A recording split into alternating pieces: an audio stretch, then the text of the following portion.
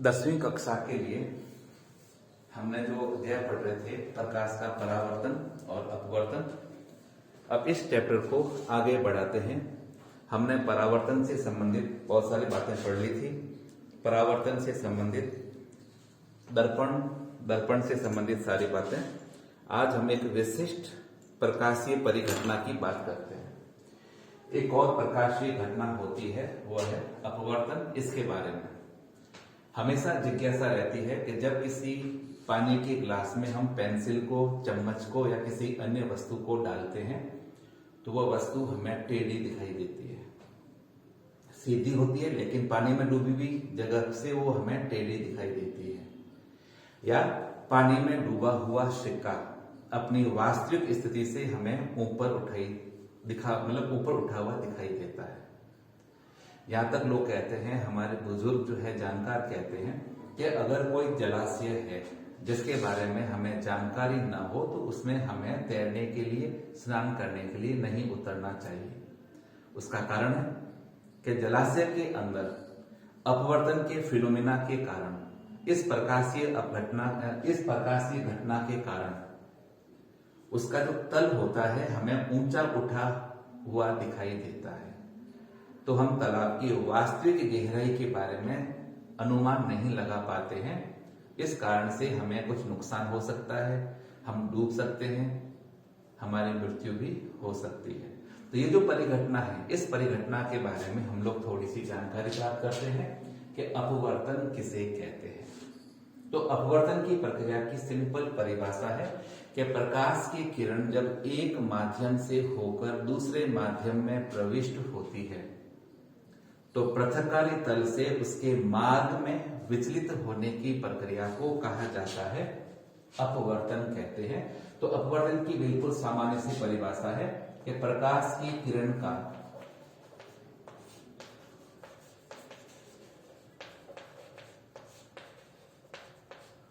एक माध्यम से, याद रखना माध्यम कैसा होगा, समांगी। तो मैं लिख देता हूं यहां पर प्रकाश की किरण का एक, यहां पर मैं लिख देता हूं समांगी माध्यम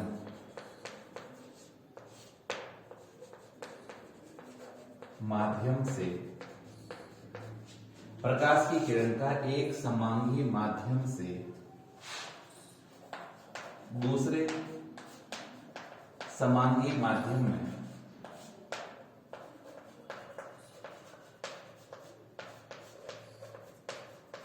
प्रविष्ट होते समय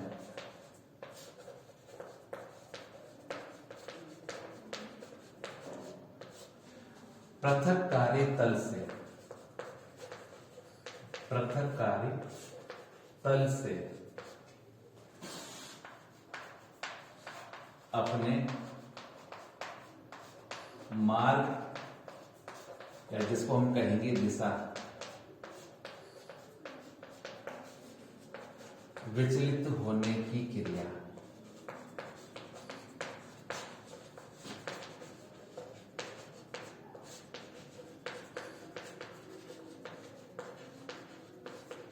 अपवर्तन कहते हैं।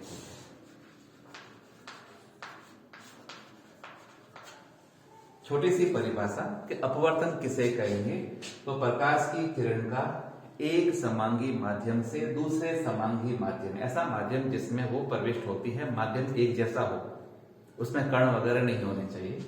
तो एक माध्यम से दूसरे माध्यम में प्रविष्ट होती है तो पृथक्कारी तल से अपने मार्ग या अपनी दिशा में जो परिवर्तन होगा, जो विचलन होता है, इसे हम कहते हैं अपवर्तन। अगर हम इसको सामान्य भाषा में, सामान्य तरीके से देखना चाहे तो यहाँ पर ये जल की सतह है, नीचे जल है, ऊपर की तरफ वायु है। तो वायु और ये जल, दो अलग अलग माध्यम है। और जो जल की सतह है, इस जल की सतह को हम कहते हैं पृथक्कारी तल कहेंगे। तो ये हो जाता है पृथक्कारी तल, यानी जल की सतह। यहां नीचे पानी है, ऊपर की तरफ वायु है। तो दो अलग अलग माध्यम है। अब प्रकाश की किरण एक माध्यम से दूसरे माध्यम में प्रविष्ट होती है। जैसे प्रकाश की यह किरण है, इस प्रकार से आ रही है।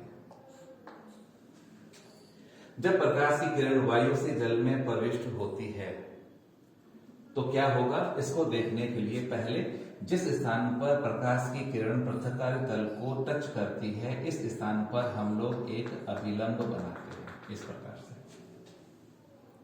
अब इस प्रकाश की किरण को जो वायु से जल में प्रविष्ट हो रही है इसको इस प्रकार से सीधा निकलना चाहिए था, लेकिन ऐसा नहीं होता है कि जैसे ही प्रकाश की किरण वायु से जल में प्रविष्ट होती है तो यह अपने मार्ग में इस प्रकार से विचलन कर लेती है, इसकी दिशा में परिवर्तन हो जाता है। इसको सीधा निकलना चाहिए था लेकिन ये थोड़ी सी झुक जाती है। तो ये जो फिनोमिना है इस फिनोमिना को हम कहते हैं अपवर्तन। जो किरण आती है इसे कहते हैं कोई आपतित किरण, और जो किरण मुड़ जाती है इसे कहते हैं अपवर्तित किरण।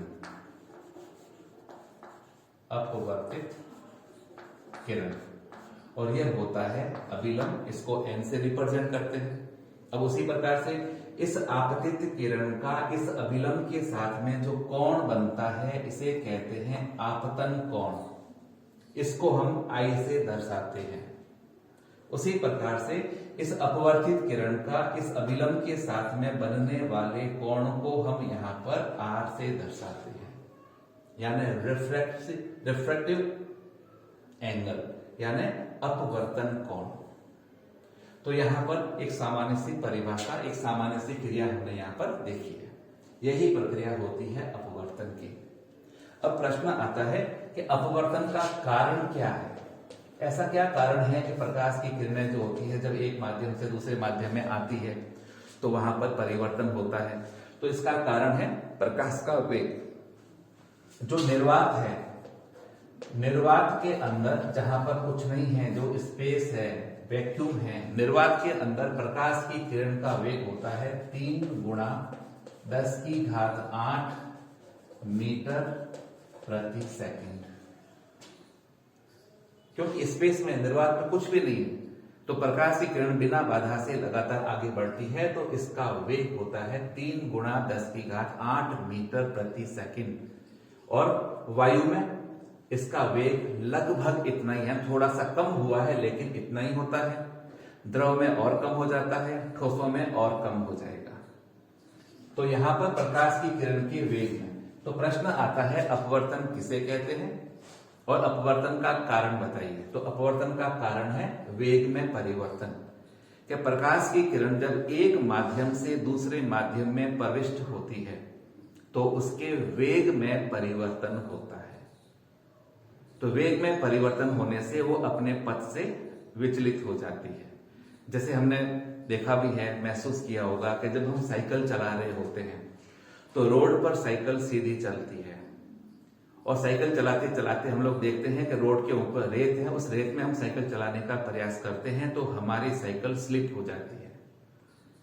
साइकिल स्लिप होना यानी जो साइकिल सीधी सीधी जा रही थी वो साइकिल अब उसने अपनी दिशा में परिवर्तन कर लिया, उसका मार्ग अवरुद्ध हुआ है, उसका वेग कम हुआ है, इस कारण से हो सकता है हम लोग गिर भी जाए।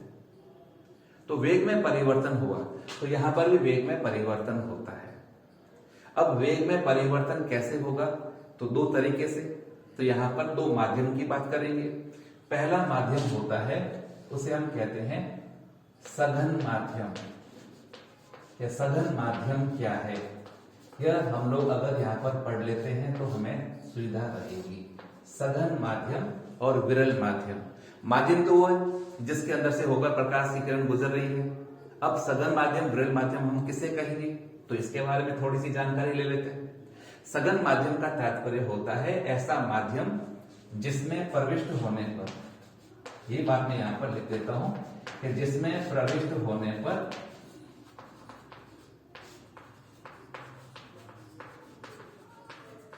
प्रकाश का वेग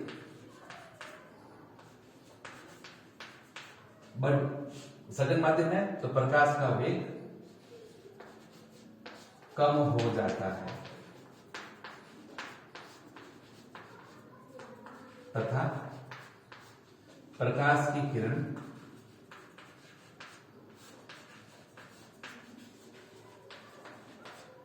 अभिलंब की ओर झुकती है, अभिलंब की ओर झुकती है, इसे कहा गया है सघन माध्यम।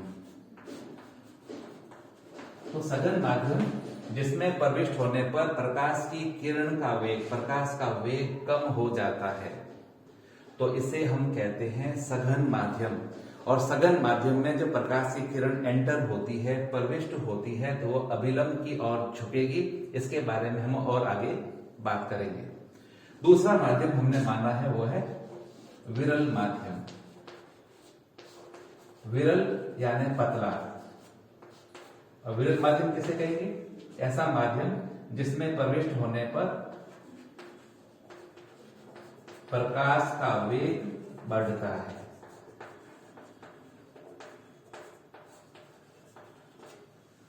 और प्रकाश की किरण अभिलंब की, जो अभिलंब बनाया था हमने, अभिलंब से दूर हटती है। तो ऐसे माध्यम को हम कहते हैं विरल माध्यम। हम खाली सड़क होती है, खाली सड़क पर हम जा रहे होते हैं तो सीधे जा सकते हैं, कोई दिक्कत नहीं। लेकिन अगर बाजार में जाते हैं, बाजार में भीड़ भाड़ ज्यादा है, तो क्या सीधा चलना संभव होता है? क्या उस समय हमारी स्पीड मेंटेन रहती है? नहीं रहती है। जहां से जगह मिलेगी हम वहीं से निकलने का प्रयास करते हैं और हमारा वेग भी, हमारी गति भी कम हो जाती है। उसी प्रकार से भीड़ भाड़ स्थान से निकलकर हम खाली रोड पर आते हैं तो वापस क्या होगा? हमारी स्पीड बढ़ जाती है। वही बात यहां पर भी होती है कि प्रकाश की किरण जिस माध्यम में प्रविष्ट होगी, अगर वो सघन है तो उसका वेग कम हो जाएगा, अगर वो विरल है तो उसका वेग एकदम बढ़ जाता है। तो वेग में परिवर्तन के कारण वो या तो अभिलंब की ओर झुकती है या फिर अभिलंब से दूर हटती है। इस कारण से वो अपनी मूल दिशा में विचलित हो जाती है। तो मूल दिशा से विचलित होने के कारण होता है अपवर्तन। अब हम यहाँ पर सघन माध्यम की बात करें कि सघन माध्यम में किस प्रकार से होता है अपवर्तन। तो हमने अभी देखा था कि ऊपर वायु है और नीचे जल है। प्रकाश की किरण वायु से जल में प्रविष्ट हो रही है। जब प्रकाश की किरण वायु से जल, अब वायु कैसी है? वायु विरल होती है। यह विरल है। क्यों है? क्योंकि इसमें पदार्थ के कण दूर दूर है। तो पदार्थ के कण दूर दूर होने से यह विरल है। और जल सघन होता है वायु की अपेक्षा, क्योंकि इसमें पदार्थ के अणु पास पास में है, उनके बीच में अंतराल आणविक डिस्टेंस कम होती है। यूं अपन मान सकते हैं, जैसा कि हम पहले पढ़ चुके हैं। अब प्रकाश की किरण जब वायु से जल में आती है तो जैसे ही आगे बढ़ती है, जल में प्रविष्ट होती है, तो इसका वेग जो होता है कम हो जाता है। तो वेग के कम होने से यह प्रकाश की किरण अभिलंब की ओर झुक जाती है। इस स्थिति के अंदर यहां पर जो आपतन कोण है, कोण आई, यह कोण आई हमेशा कोण आर से बड़ा होगा। यह कोण बड़ा होगा, यह कोण छोटा है, क्योंकि प्रकाश की किरण जो होती है वो अभिलंब की ओर झुकी है। तो अभिलंब की ओर झुकने के कारण जो अपवर्तन कोण होता है यह कम होगा। तो यह स्थिति अगर कहीं लिखी हुई हो तो सोच लेना कि पहला माध्यम विरल होगा, दूसरा माध्यम सघन है। इस कारण से प्रकाश की किरण अभिलंब की ओर झुकी है तो अपवर्तन कोण का मान कम हो जाता है। अब इसके विपरीत परिस्थिति देखें। विपरीत परिस्थिति कि जैसे प्रकाश की किरण जो है, जैसे यहां पर ये पृथककारी तल है, ऊपर की तरफ वायु है और नीचे जल है। हमने एक टॉर्च की सहायता से प्रकाश को जल से वायु की ओर भेजा है। तो यहां पर मैं पहले ही बना लेता हूं अभिलंब, इस टाइप से। प्रकाश की किरण जल से वायु में प्रविष्ट हो रही है,